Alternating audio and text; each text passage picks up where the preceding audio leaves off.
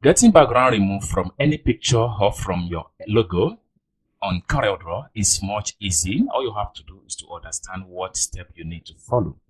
In this video, guys, I'm going to teach you guys how you can remove any background picture in corelDRAW. So with that being said, so let's dive into the tutorial and see how you can actually remove this particular white background in corelDRAW. Okay, first thing first, you have to bring your picture to Corel Workspace. Okay, so I'm going to make a duplicate of this, and then I'm taking the picture right here. So the next thing you have to do is to go to the Home tab right here, click on Bitmap. From Bitmap, you have to click on Edit Bitmap. Alright, so it's going to take you right here. This is where you need to edit everything you need to do as far as Corel picture editing is concerned. So next thing you have to do is to come to the first tools right here. From this point here, you have to choose Magic Wand Mask.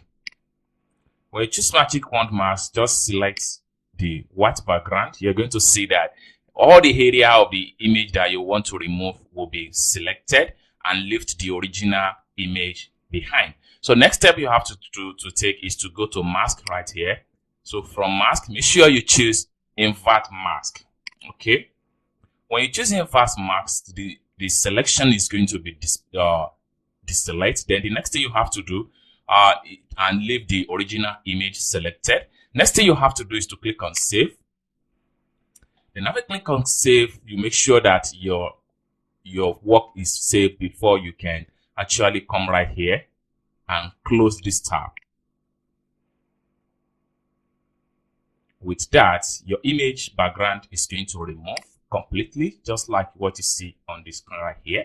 I hope you guys find value for this video. If you enjoyed this video, give this video a big thumb up, and also if you have not yet subscribed to my channel, remember to subscribe for more tutorial like this in corelDRAW.